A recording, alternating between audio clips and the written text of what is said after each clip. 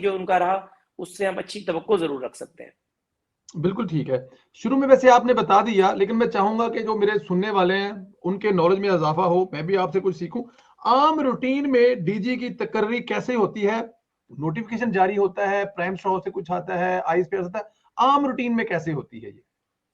जी संदीला साहब, thank you so much. एक तो मैं आपको गोश गुजार करूं कि मियां नवाज शरीफ पाकिस्तान की तारीख के ताकतवर तरीन वजीर आजम रहे हैं। जुल्फकार अली भुट्टो साहब का नाम मैं इसलिए हजफ कर रहा हूँ कि भुट्टो साहब को एक दफ़ा वजारत उज़्मा नसीब हुई प्रॉपर 1973 के इलेक्शन, और फिर उसके बाद 77 में ज़ाहिर उनकी हुकूमत से मुताज हो गई। और मियां नवाज शरीफ पिछले 45 सालों से 40 सालों से डायरेक्टली या इनडायरेक्टली पाकिस्तान की सियासत में एक रेलिवेंट शख्सियत के हामिल हैं। तो कभी मियाँ साहब ने भी इस तरह का काम नहीं किया और किसी भी वजीर आजम ने नहीं किया, क्योंकि हुकूमत एक इंप्रेशन पर चल रही होती है, एक एतमाद पर चल रही होती है। होता वैसे ये है कि आर्मी चीफ 3 नाम अपनी फौज से, 3 लेफ्टिनेंट जनरल जिनको इस काबिल समझते हैं कि वो director general inter service intelligence के लिए मौजू हैं, उन 3 नामों को शॉर्टलिस्ट करके प्राइम मिनिस्टर को भेजते हैं। लेकिन ये पिछले 1973 से अब तक ये कॉमन प्रैक्टिस रही कि प्राइम मिनिस्टर और आर्मी चीफ पहले एक नाम डिसाइड कर लेते हैं, यानी उस पर इत्तफाक होता है। वो समरी जो है वो सिर्फ एक आप उसे कहें कि सेरिमोनियल ही होती है। तो लेकिन उन 3 नामों में से जो नाम इत्तफाक होता है उसको फिर सेक्रेटरी डिफेंस वो 3 नाम भेजते हैं, और फिर सेक्रेटरी पीएम प्राइम मिनिस्टर की मुशावरत से वो नाम जो है एक नाम एंडोर्स कर दोबारा नीचे भेज देते हैं, और मिनिस्ट्री ऑफ डिफेंस एक नाम नोटिफाई कर देती है। ये तो एक रूल्स ऑफ बिजनेस की अगर आप मुझसे बात करें, कॉमन जी। प्रैक्टिस की, ये तरीकेकार है। लेकिन आम तौर पर पता होता है कि आर्मी चीफ ने ही चूंकि अपनी फौज से एक जनरल देना है, तो आर्मी चीफ की मर्जी और मंशा शामिल होती है। प्राइम मिनिस्टर भी अपनी राय देते हैं, लेकिन कभी ये नहीं होता कि प्राइम मिनिस्टर आर्मी चीफ की राय को ओवरलुक कर दें या आर्मी चीफ की अगेंस्ट जाकर नाम आए भी ना हो और अपने डिस्क्रिप्शन का इस्तेमाल करते हुए एक नोटिफिकेशन कर दें। जनरल नवीद मुख्तियार के मामले में मियां नवाज शरीफ की ख्वाहिश थी कि उनको लगाया जाए, तो उन्होंने बाजाबता जनरल कमर जावेद बाजवा साहब से पहले ही उसके बारे में रिक्वेस्ट की और या बात की, जो भी मीटिंग आपस में हुई, तो वो एतमाद की फिजा थी और जनरल कमर बाजवा ने फिर वही नाम ही फाइनलाइज हुआ। मियां साहब ने एक नाम जनरल परवेज मुशर्रफ से जनरल जियाउद्दीन भट्ट को लगवाया था। नाम जियाउद्दीन भट्ट का जनरल मुशर्रफ ने ही भेजा था। ये नहीं हुआ था कि 3 नाम और आए थे और मियां साहब ने उन तीनों नामों को सुपरसीड करते हुए एक नया नाम अपनी तरफ से ऐड कर उसको नोटिफाई करा दिया था। गो मियां साहब का चूंकि उन पर एतमाद था, लेकिन हमने देखा कि director general inter service intelligence को पता ही नहीं था कि उसके मातहत ब्रिगेडियर या उसके मातहत डीजीसी किसको रिपोर्ट कर रहे हैं।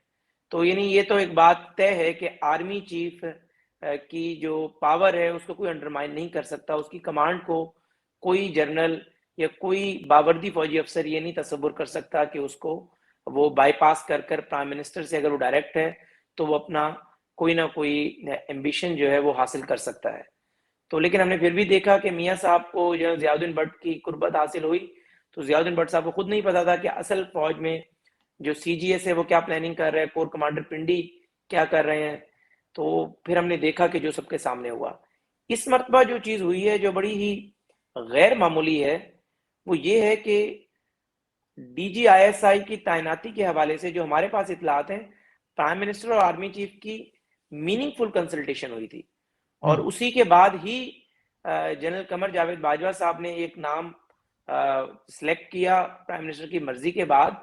और फिर चूंकि दीगर तैनातियां पाकिस्तान की दीगर जो जोग्राफियाई सूरत हाल तब्दील हो रही थी उससे मुतालिक थी, जिस तरह मैंने आपको बताया कोर कमांडर पिशावर, तो फिर वो बात कोर कमांडर कॉन्फ्रेंस के भी एजेंडे में अगर आपने फॉर्मल नहीं रखी गई तो इनफॉर्मल डिस्कस हुई और उसको एंडोर्स किया गया। फिर उसके बाद फिर इसमें ताखीर समझ नहीं आती और होनी नहीं चाहिए थी, क्योंकि मेरे ख्याल से इमरान खान साहब का जो माजी का एक्सपीरियंस वो अच्छा रहा इस हवाले से कि एक मरतबा उस्मान बुजदार की, वैसे तो कई मरतबा ख्वाहिश थी अस्करी इदारों की कि पंजाब अच्छे तरीके से नहीं चल रहा, इंतजामी तौर पर पंजाब में बहुत शिकायत हैं, पंजाब 90% पाकिस्तान है, पाकिस्तान का दिल तस्वुर किया जाता है, पंजाब से परसेप्शन बिल्ड होती है, जो जमात पंजाब जीतती है वही मरकज हुकूमत बनाने की पोजीशन में होती है। तो उनकी ख्वाहिश थी कि पंजाब में कोई फाल, कोई इफेक्टिव एफिशिएंट वजीर आला हो।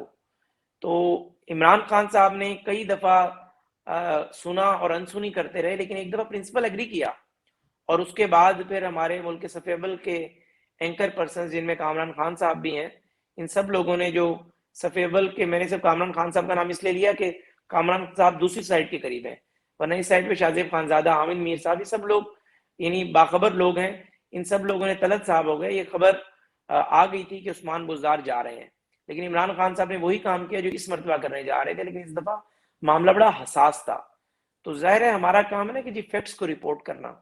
मैं और आप जितना भी इस बात को छुपा लें, जहां रिपोर्ट होनी थी, जहां छपनी थी, वहां छप चुकी है बात कि एक जाहिर है आपस में मिसअंडरस्टैंडिंग थी, तो जो नहीं होनी चाहिए थी किसी भी कीमत पर।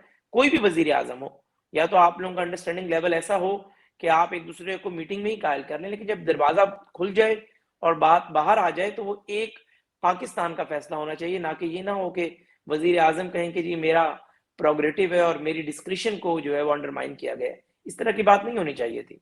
बिल्कुल ठीक है। जहां तक मुझे समझ लगती है, जाहिर है ये चीफ ऑफ आर्मी स्टाफ ही 3 नाम भेजते हैं, उनसे मशावरत की जाती है और उसके बाद एक नाम नीचे से ऊपर जाता है। लेकिन क्या जो सोशल मीडिया पर चल रहा है, वाकई ही इमरान खान